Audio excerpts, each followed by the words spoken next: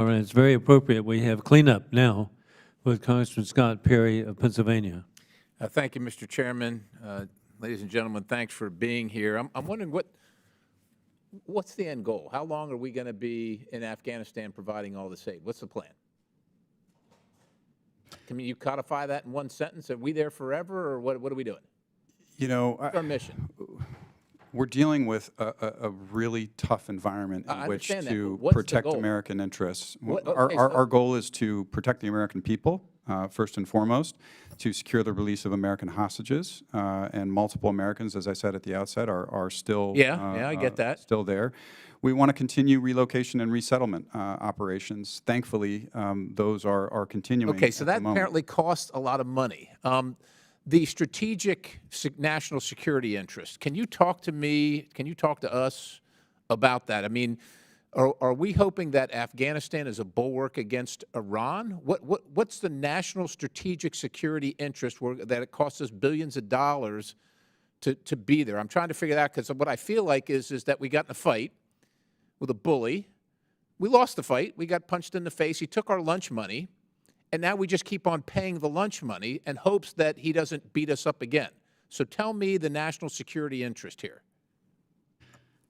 You know, I'm sure you've seen the same reports I have. Brown University estimates we spent over $2 trillion in Afghanistan it's over gone. 20 years. We're not getting it back, so right? We don't think we're getting it back, The do we? investment that we're making now is radically, by many, many factors, more modest. And it is I get that. We're supporting the not Afghan over people. there occupying the country, but that doesn't tell me what the national.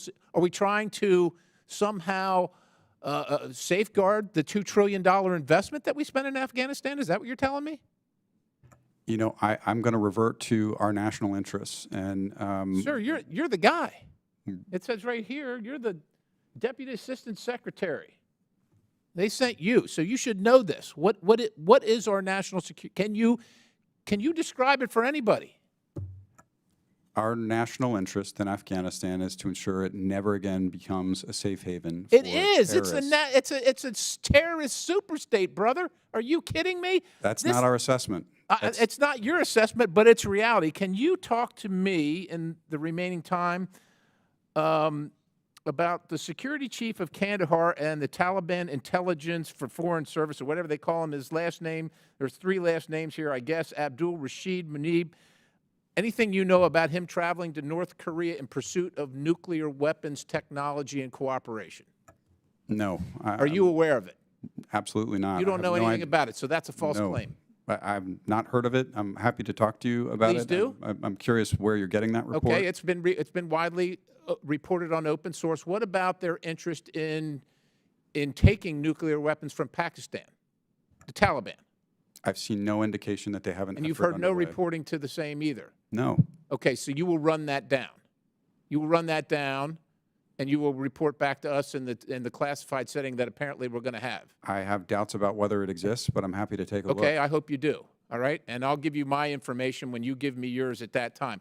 Let me ask you this. We had a conversation a little while ago where we were talking about people from the Taliban traveling, and you kind of implied that there was an agreement that they were restricted from travel except for the Doha portion where they were given a waiver, right, because they wanted to go travel and work out the arrangements, right, of the American withdrawal in Doha, right? So the Taliban leaders were allowed to travel during that period of time.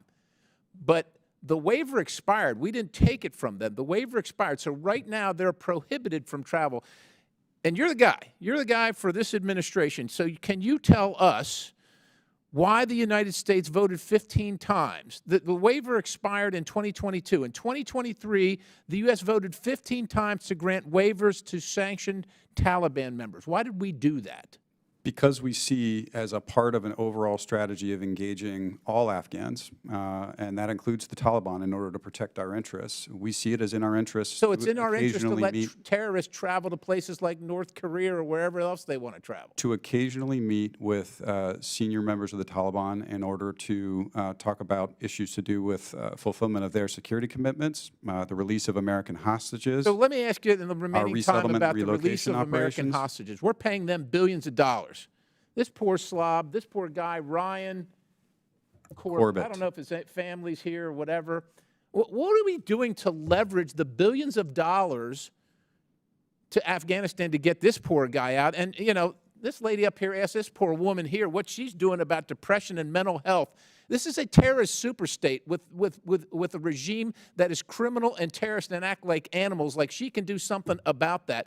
What are we leveraging the billions of dollars to get this guy out, to get the other people out, and to ameliorate the circumstances of women and children in that country? What are we doing to leverage that?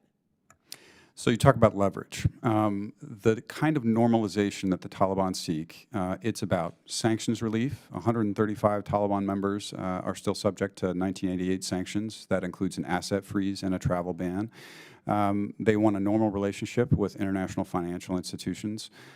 They want the return of $9 billion in assets that are located outside of Afghanistan. They want to seat their permanent representative in New York. They also want diplomatic accreditation. All of that is off the table until they stop taking American hostages, until they get girls back in school at the secondary level and the university level, allow women to participate in public life, and until they take additional steps that would give us greater confidence they take their security commitments seriously. Sir, I appreciate your answer. I got to tell you, it's hard for me to remain calm here. I don't know how to tell you this, but people in hell want ice water. And the Taliban's not going to do any of that stuff because they don't have to. They have what they want. Plus, they have billions of dollars from the United States that just keep coming in while they keep doing all those things. I yield.